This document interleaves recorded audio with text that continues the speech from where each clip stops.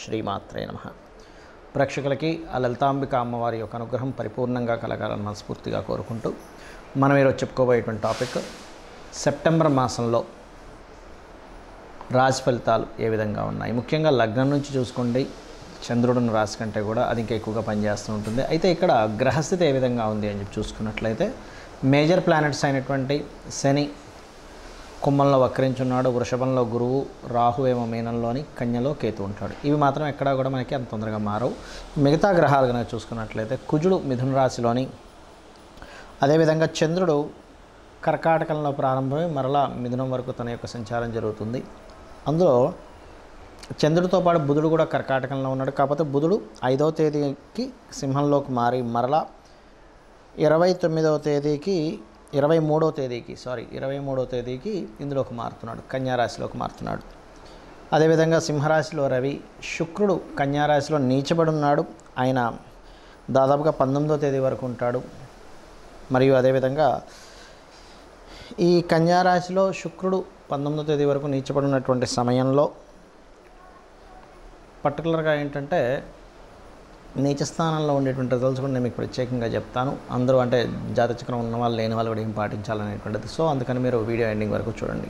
వృషభ లగ్నం వారు ముఖ్యంగా ఈ నెలలో 19వ తేదీ వరకు తీసుకోవాల్సిన ముఖ్యమైన జాగ్రత్త అంటే ఈ నెల మొత్తంలో ముఖ్యంగా 19వ తేదీ వరకు పంచమ స్థానము అంటే ఆలోచనా స్థానంలో శుక్రుడు కేతువు కలిసి ఉంటున్నారు. సో శుక్రకేతువుల యొక్క కలయిక ఆలోచనా స్థానంలో ఉన్నప్పుడు ఏమవుతుంది అంటే రాంగ్ డెసిషన్స్ తీసుకుంటారు. కాబట్టి డెసిషన్స్ తీసుకునేటప్పుడు 19th వరకు తొందరపాటు పడి డెసిషన్స్ తీసుకోకండి. రెండవది ఏమిటి, ఎఫ్ఐఆర్ ఎవరితోనైనా ప్రేమ వ్యవహారాలు ఇటువంటి విషయాల్లో. మూడవది ప్రత్యేకంగా మీరు గర్భవతులైనట్లయితే ఈ శుక్ర సంబంధించినటువంటి గ్రహస్థితి పంచమంలో నీచబడి కేతుతో ఉన్నందుకు గర్భవతులు కాస్త జాగ్రత్తగా ఉండండి. షేర్ మార్కెట్ నిర్ణయాలు, గర్భవతులు మరియు రాజకీయ నాయకులు రాజకీయ సంబంధించిన విషయంలో రాంగ్ డెసిషన్స్ తీసుకునే ఛాన్సెస్ ఉంది. మరియు ఎవరితోనైనా స్నేహితులతో బికాజ్ ఆఫ్ లగ్నాధిపతి పంచమంలో వర్ణించబడ్డాడు కాబట్టి స్నేహాల విషయంలో కూడా కొంత జాగ్రత్తగా ఉండాలి. స్నేహితులతో బయటికి వెళ్ళడం కానివ్వండి, వాహనాల మీద వెళ్ళడం కానివ్వండి, ఇటువంటి విషయంలో. అయితే వాహనాలకు సంబంధించినటువంటి వృషభం కానీ మిథునం వారికి ఎక్కువ ప్రభావం చూపిస్తుంది. సో ఈ యొక్క విషయాల్లో ఈ జాగ్రత్త తీసుకోండి.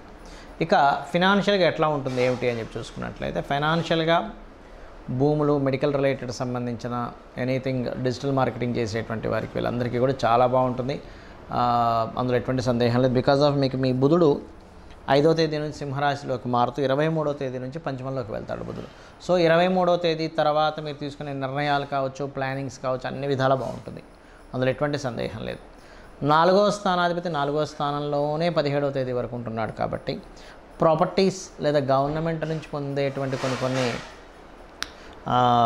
సౌకర్యాలు కావచ్చు, ఇటువంటివన్నీ కూడా పొందేటువంటి యోగం అధికంగా కనబడుతుంది, గుర్తుపెట్టుకోండి. అలాగే ఇక్కడ ఈ వృషభం వారికి ప్రత్యేకంగా 23వ తేదీ నుంచి ఎప్పుడైతే బుధుడు ఎంటర్ అవుతాడో అప్పులు తీరడానికి అనుకూలంగా ఉంది, ప్రాపర్టీస్ కొనుక్కోవడానికి అనుకూలంగా ఉంది రవి బలం వల్ల. మరియు మరొక విషయం ఏంటంటే ఇక్కడ గమనించుకున్నట్లయితే వివాహ సంబంధించినటువంటి విషయంలో రెండో వివాహం కోసం ప్రయత్నం చేసేటువంటి వారికి కూడా అనుకూలమైనటువంటి వాతావరణం కనబడుతుంది. అందులో ఎటువంటి సందేహం లేదు. కాకపోతే ఉన్న ప్రాంతం నుంచి కాకుండా ఇతర ప్రాంతాల్లో ఉద్యోగ ప్రయత్నాలు కనుక చేసినట్లయితే 100% మీకు సక్సెస్ అవుతుంది. మరియు గురువు ఎప్పుడైతే లగ్నంలోకి వచ్చున్నాడో కాస్త teaching field, bankings, anything accounting related సంబంధించినటువంటి విషయాలు ఏవైతే ఉంటాయో అవి మీకు బాగా కలిసి వస్తాయి చెప్పాలంటే.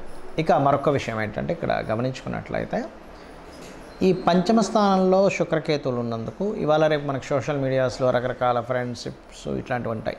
ఇటువంటి విషయాల్లో చాలా జాగ్రత్తగా ఉండండి.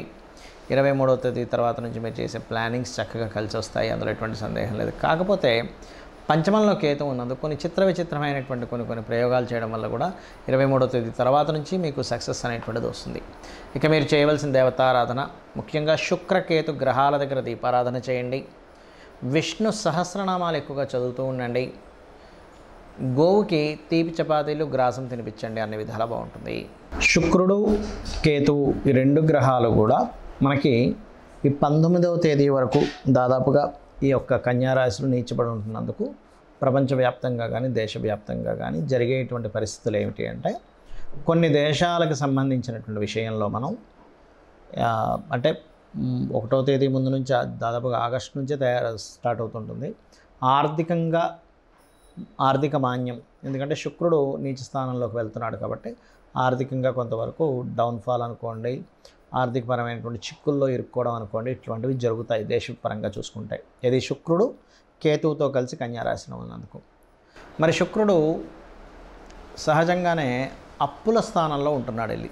అందుకని ఏంటి, మొత్తము కూడా అందరూ కూడా ఎవరికైనా మనం అప్పు ఇచ్చే విషయాల్లో లేదా తీసుకునేటువంటి అంశాలలో కొంత జాగ్రత్త వహించండి, గుర్తుపెట్టుకోండి. ఓకే. అదేవిధంగా స్త్రీలు ముఖ్యంగా బయటికి వెళ్ళేటప్పుడు మీరు గణపతిని తలుచుకోండి. ఒంటరిగా వెళ్ళవలసిన పరిస్థితులు కొన్ని వస్తుంటాయి. కొన్ని నిర్మానుషమైన ప్రదేశాల్లో తిరిగేటప్పుడు కానీ, బికాజ్ ఆఫ్ శుక్రుడు అనేటువంటిది ఏదైతే ఉందో స్త్రీ కారక గ్రహంగా, స్త్రీలని సూచించేటువంటి గ్రహంగా చెప్తూ ఉంటారు. కాబట్టి ఈ యొక్క అంశాలు చాలా జాగ్రత్తగా పాటించండి. అంటే ఒంటరిగా పంపించకండి అంత, అంటే కొన్ని ప్రదేశాలకు ఒంటరిగా పంపిస్తే ప్రమాదము అని అనుకునేటువంటి విషయాల్లో చాలా కేర్గా ఉండాలి అన్ని రాసుల వారు కూడా. బికాజ్ ఆఫ్ యూనివర్సల్గా కొన్ని ఇవి పనిచేస్తూ ఉంటాయి, అదొకటి. అదేవిధంగా అందరికీ కూడా ఈ మాసంలో 17వ తేదీ వరకు రవి ఓన్ హౌస్లో ఉంటున్నాడు కాబట్టి ఆరోగ్యానికి సంబంధించినవి ఎవరైతే పాటిస్తుంటారో, అందులో ముఖ్యంగా ఈ ఆగస్ట్ 16వ తేదీ నుంచి సెప్టెంబర్ 17వ తేదీ వరకు ఉన్నటువంటి కాంబినేషన్ ఏదైతే ఉందో, టైం అంతా కూడా మీరు ఆరోగ్యం గురించి పాటించేటువంటివి ఏవైతే నిర్ణయాలు తీసుకుంటారో అవి ఖచ్చితంగా మీకు ఇంప్లిమెంట్ అవ్వడం వల్ల మీ ఆరోగ్యం కుదుటపడుతుంది. అంటే అనారోగ్య సమస్యల నుంచి బయటపడము. యూనివర్సల్గా ఏదైనా ఒక ప్లానెట్ పలానా ప్లేస్లో ఉన్నప్పుడు యూనివర్సల్గా అందరికీ పనిచేస్తుంది కాంబినేషన్ అనేది, ఒక రాశి వారికి ఒక లగ్నం వారికి అని కాకుండా. అదేవిధంగా ఈ శుక్రుడికి, నీచబడ్డ శుక్రుడికి గురువు యొక్క బలం కొంతుంది. దీనివల్ల ఏమిటంటే ఉపాసనలు చేసేవారికి మరియు ఏదైనా దీక్షలు తీసుకునేటువంటి వారికి కూడా కొంతవరకు ఇది సపోర్టివ్గా ఉంటుందని చెప్పుకోవచ్చు. మరి ఎంతసేపు మనం ఈ గోచార ఫలితాలైనా మన జన్మజాతక ఫలితాలు కూడా ఉంటాయి అంటే ఖచ్చితంగా మన జన్మజాతక ఫలితాలే చూసుకోవాలి. ఎందుకంటే మీరు ఏదైతే పూర్వజన్మలో చేసిన కర్మ ఏదైతే ఉందో, అది బ్యాడ్ కర్మ కావచ్చు, గుడ్ కర్మ కావచ్చు, తెలిసో తెలియకో చేసింది కావచ్చు, అది పర్టికులర్గా 12 భాగాలుగా విడిపోతుంది. మీ యొక్క లైఫ్లో మీ యొక్క స్థితిగతులు ఏమిటి అనేది మీ లగ్నం బట్టి తెలుస్తుంది.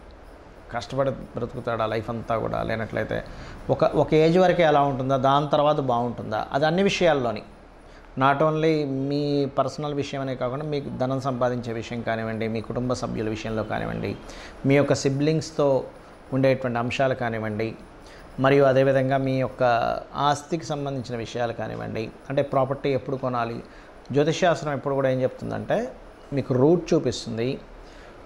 ఆ రూట్లో వెళ్ళేటప్పుడు మీకు లైఫ్లో ఎటువంటివి సంఘటనలు ఎదురవుతాయో చెప్తుంది. ఆ సంఘటనల్ని ఏ రకంగా మీరు ఎదుర్కోవాలి, ఎటువంటి నిర్ణయాలు తీసుకోవాలి, ఎటువంటి నిర్ణయాలు తీసుకోకూడదని చెప్తుంది. అంటే ఏదో ఒక రూట్ చూపించడం కాకుండా ప్రతి అంశంలోని మీకు ఎక్కడ టర్నింగ్ వస్తుంది. మనం చూడండి, ఒక దగ్గరికి వెళ్తుంటాము, ఇక్కడ మీకు టర్న్ ఉంది, ఇక్కడ మీకు స్లోప్ ఉంది, ఇక్కడ మీకు స్పీడ్ బ్రేకర్స్ ఉన్నాయని తెలుస్తున్నప్పుడు మనం జాగ్రత్తగా వెళ్తుంటాం. ఆ రకంగా ఏంటంటే జ్యోతిష్యం అనేటువంటిది వెలుగుని చూపించేది.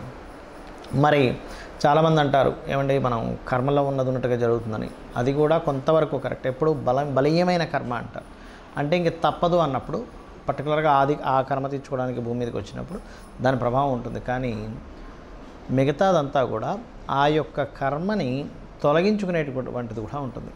తొలగించుకునేది లేకపోతే ఆ శ్రీకృష్ణ పరమాత్మ తన యొక్క కుమారుడైనటువంటి అతనికి చర్మవ్యాధి, శాపవశాత్తు చర్మవ్యాధి వచ్చినప్పుడు నువ్వు నీ కర్మను తగ్గించుకో అన్నప్పుడు అతను సూర్య నమస్కారాలు లేకపోతే సూర్యుడికి సంబంధించిన ఆలయాలు కట్టో 7 సంవత్సరాల పాటు దానికి సంబంధించిన చేసి ఎలా తగ్గించుకున్నాడు, నా కర్మ ఇంతే అని ఎందుకు వదిలేదు అనేటువంటిది మనం ఒకసారి ఆలోచించుకోవాలి. దశరథ మహారాజు కూడా సంతానం లేనప్పుడు మరి సంతానం లేదని అనుకున్నాడు, లేకపోతే పుత్రకామేష్టి యాగం చేసి సంతానాన్ని పొందాడా. ఇలా 1 కాదు 2 కాదు, మన పురాణాల్లో వాటిలో అన్నింటిలో కూడా చెప్తుంది ఏమిటంటే ఆ యొక్క సమయంలో ఆ కాలంలో యాగాలు హోమాలు చేశారు. ఈ యొక్క కలియుగంలో నామస్మరణ, కేవలం అమ్మవారి నామము లేకపోతే విష్ణునామము శివుని యొక్క నామము తలుచుకోవడం ద్వారా మన కర్మ తప్పకుండా దగ్ధమవుతుంది. వీటన్నిటికంటే గొప్పగా ఏంటంటే సూర్య నమస్కారాలు కూడా ఇంకా చక్కగా పనిచేస్తాయి. అందరికీ అన్నీ తెలియకపోవచ్చు, కానీ రోజు సూర్య నమస్కారం చేసుకోండి. ఖచ్చితంగా మీరు ఏదైతే ఇబ్బంది పడుతున్నారో ఉద్యోగమనో, వ్యాపారమనో, వివాహమనో ఇవన్నీ కూడా మీ కర్మ దగ్ధం అవ్వడం ద్వారా మీరు అనుకున్న గోల్ మీరు రీచ్ అవ్వగలుగుతారు. శ్రీమాత్రే నమః.